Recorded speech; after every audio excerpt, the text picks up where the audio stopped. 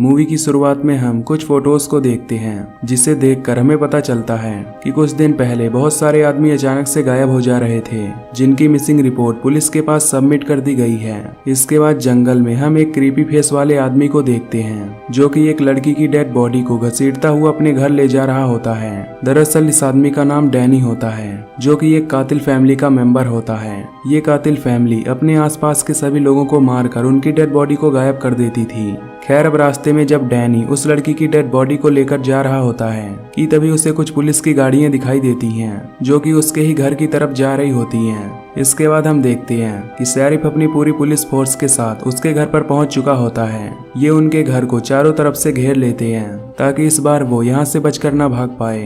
अब police officer इन्हें warning देते हैं कि वो लोग खुद को पुलिस के सामने सरेंडर कर दें, जिससे वो ऑफिसर इन्हें छोड़ देंगे। लेकिन घर के अंदर उस फैमिली के सभी मेंबर उन पुलिस वालों से नहीं डरते और अपनी गन लेकर उन पुलिस वालों का मुकाबला करने जाते हैं। अब पुलिस ऑफिसर्स उस घर की तरफ फायरिंग करने लगते हैं, जिससे उस फैमिली के लोग उन पुलिस वालों का कुछ भी नहीं कर पाते। लेकिन फिर भी ये फैमिली वाले उन ऑफिसर्स में से 4 लोगों को जान से मार देते हैं। अब शेरिफ के कहने पर आंसू गैस के गोले को उनके घर में फेंक दिया जाता है, ताकि उन लोगों को कुछ भी दिखाई ना दे। फिर कुछ देर बाद जब पुलिस उनके घर के अंदर जाती है, तो तभी हमले के दौरान रूफस मारा जाता है। अब पुलिस उस फैमिली के एक मेंबर मदर फायरफ्लाई को पकड़ लेती है, लेकिन इनमें से 2 लोग बचकर यहाँ से नदी के रास्ते भाग जाते हैं, जिनका नाम ओटिस और बेबी होता है। आगे जाने पर वो दोनों रास्ते में एक लेडी का खून कर देते हैं और वहाँ से उसकी गाड़ी लेकर भाग जाते हैं। इधर पुलिस इनके घर की तलाशी लेती है, जहाँ पर इन्हें बहुत सारे इंसानों की डेड बॉडी दिखाई देती है, जिन्हें इन लोगों ने काफी बुरी तरीके से मारा हुआ होता है।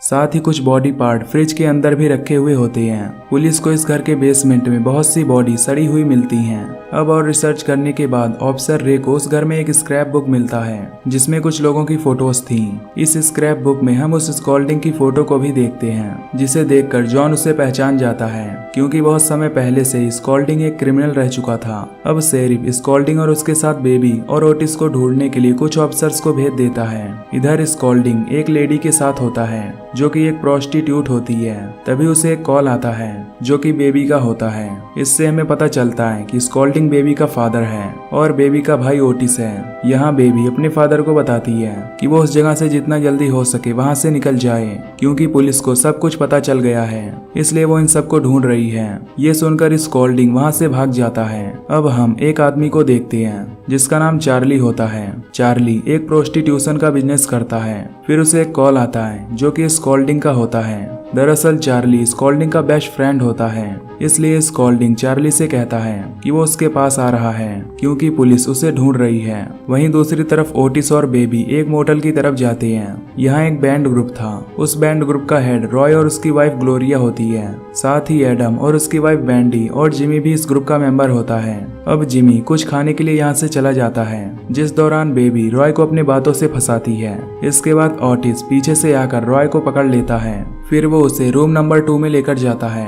यहाँ पर जब जिमी पहुँचता है, तो ओटिस उसके सिर में गोली से शूट करके उसे जान से मार देता है। अब ओटिस के इस दर्दनाक मौत देने को देखकर उस फैमिली के बाकी लोग काफी डर जाते हैं। इसके बाद ओटिस रॉय की वाइफ के साथ इतनी गंदी हरकतें करता है कि वहाँ पर मौजूद सभी लोग अपना सिर झुका लेते हैं। यहाँ रॉय अपनी वाइफ को उसके साथ देखकर कुछ भी नहीं कर सकता था, क्योंकि ओटिस के हाथ में गन था और वो गन के दम पर सब कुछ कर रहा था। ओटिस जब रॉय की वाइफ की इज्जत लूट लेता है, तो वो उसके बाद बैंडी और ग्लोरिया पर नजर रखने के लिए अपनी सिस्टर बेबी को वहीं पर छोड़ देता है। जिसके बाद वो रॉय और एडम को अपने साथ हथियार लेने के लिए यहाँ से ले जाता है। वहीं दूसरी तरफ स्कॉल्डिंग एक दूसरी जगह आकर रुकता है और यहाँ से एक लेडी की कार छीन लेता है। फिर वो यहाँ से आगे की तरफ निकल पड़ता है। उधर शेरिफ और बाकी के ऑफिसर मदर फायरफ्लाई को कस्टडी में लेकर उससे इंक्वायरी करते हैं कि ये कहाँ लोगों को पकड़ पकड़ कर रखते हैं और उन्हें मारते हैं। मदर फायरफ्लाई ने शेरिफ के भाई जॉर्ज को मारा होता है, इसलिए वो शेरिफ से कहती है कि हमने जो तुम्हारे भाई को मौत दी थी, इससे उसकी रूह कांप गई थी।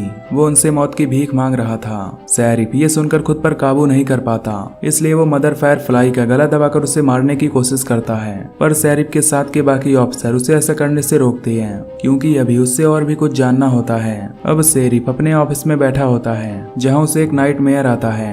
इस नाइटमेयर में वो देखता है कि उसका भाई जॉर्ज उससे कहता है कि तुम्हें मेरी मौत का बदला लेना ही होगा, साथ ही तुम्हें उसकी पूरी फैमिली को मारना होगा, तभी मेरी आत्मा को शांति मिलेगी। ये देख शेरिफ अपने नाइटमेयर से जागता है और इसके बाद वो मदर फायरफ्लाई के पास जाता है। शेरिफ उनसे कहता है कि मैं तुम्हारी पूरी फैमिली को उसी तरह दर्दनाक मौत दूंगा जैसे तुमने और तुम्हारी फैमिली ने मेरे भाई और बाकी लोगों को दिया है। इतना कहकर शेरिफ काफी गुस्सा था, इसलिए वो एक खंजर लेकर मदर फायरफ्लाई के पेट में घुसा देता है, जिससे मदर फायरफ्लाई तड़प तड़प कर मर जाती है। अब वहीं दूसरी तरफ ओटिस एडम और रॉय को एक डिजर्ट टाइप जगह पर लेकर आता है, जहां गाड़ी से उतरने के बाद एडम और रॉय दोनों मिलकर ओटिस पर हमला कर देते हैं और उसे मारने की कोशिश करते हैं, पर ओटिस किसी तरह बचकर रॉय को जान से मार देता है। जिसके बाद वो एडम को नहीं मारता और उसे धमकी देते हुए कहता है कि मैं तुम्हें कुछ अलग तरीके से दर्दनाक मौत दूंगा। इधर बैंडी बेबी से कहती है कि उसे वॉशरूम जाना है। इस पर बेबी बैंडी से कहती है कि सबसे पहले तुम्हें ग्लोरिया के गाल पर जोर से थप्पड़ मारना होगा, तभी तुम वॉशरूम जा सकती हो। ये सुन बैंडी न चाहते हुए भी ग्लोरिया के गाल पर एक जोर सा थप्पड़ मारती है, जिससे बेबी उसे वॉशरूम जाने के लिए परमिशन दे देती है। इसके बाद बैंडी वॉशरूम जाती है और वहां मौका पाकर तेजी से हेल्प हेल्प कहकर चिल्लाने लगती है।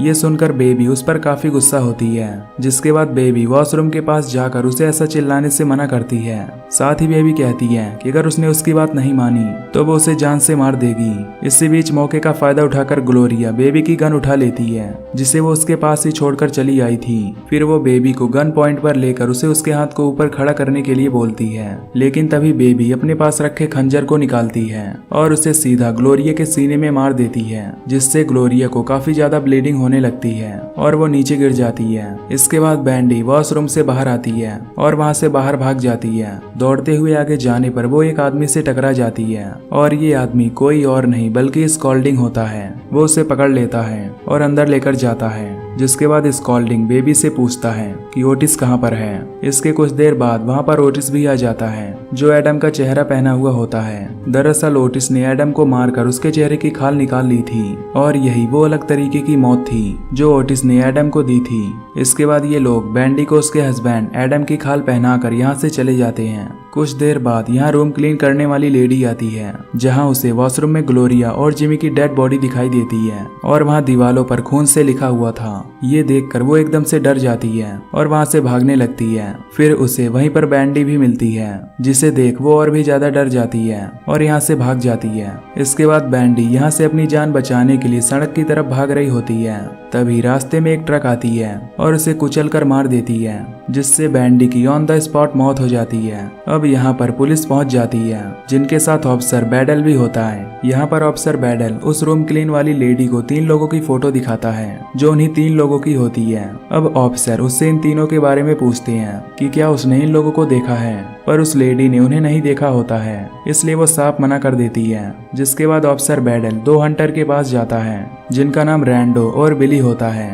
अब वो अफसर उनसे एक आदमी को ढूंढने के लिए बोलता है, जिसका नाम जेरेली होता है। इधर ओटिस बेबी और स्कॉल्डिंग चार्ली के ठिकाने पर मदद मांगने के लिए पहुंचते हैं। इसके बाद चार्ली उन्हें अपनी जगह पर छुपने के लिए बता देता है। उधर वो दोनों हंटर ऑफिसर को बताती हैं कि उन्हें जेरेली का पता लग गया है।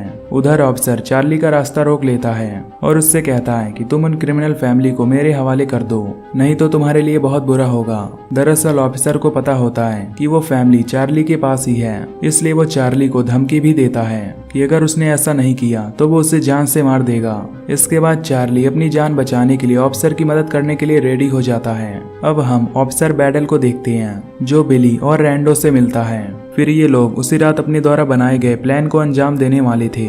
इसके बाद चार्ली की मदद से बिली चार्ली की जगह पर पहुंच जाता है, जहां पर ओटिस बेबी और स्कॉल्डिंग एक पार्टी एंजॉय कर रहे होते हैं। रैंडो एक प्रोस्टिट्यूट को यहां पर जान से मार देता है। फिर वो बेबी को अपने गन पॉइंट पर ले लेता है। वहीं बिली भी ओटिस को विंडो से बाहर फेंक देता है और ऑफिसर बैडल स्कॉल्डिंग के टांग में गन चलाता है, जिसके बाद वो उसे वहां से बाहर लेकर आता है। बिली और रैंडो की हेल्प से बैडल इन तीनों को अपनी कार के अंदर डलवाता है, जिसके बाद वो उन तीनों को इनके ही घर में लेकर जाता है। अब यहीं से टॉर्चर का सिलसिला शुरू होता है। यहाँ पर वेडल इन तीनों को टॉर्चर करके बुरी तरह मार रहा होता है, क्योंकि इस क्रिमिनल फैमिली ने वेडल के भाई के साथ साथ बहुत से मासूम लोगों को जान से मार दिया था। इसलिए उसी दर्द का एहसास वेडल इन तीनों को करवाना चाहता था।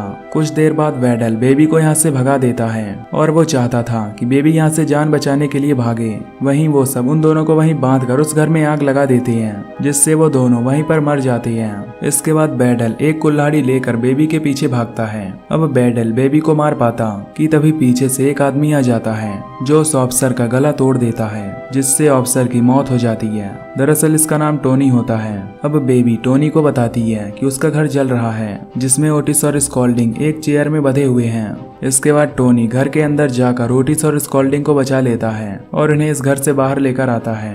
दरअसल टोनी इनके परिवार का ही एक मेंबर था, लेकिन टोनी के बारे में पुलिस को कोई भी खबर नहीं थी। अब ये तीनों टोनी को अपने साथ चलने के लिए बोलते हैं, पर टोनी इनके साथ चलने से मना कर देता है और वहां से उस जलते हुए घर में चला जाता है।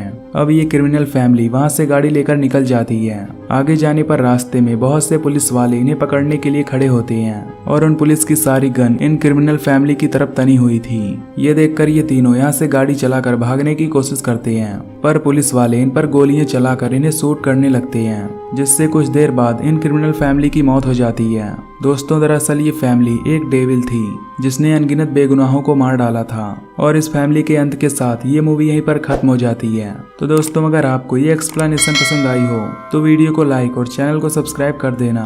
बाकी मैं मिलूंगा आपसे अगली वीडियो में। Till then take care, love you, bye bye.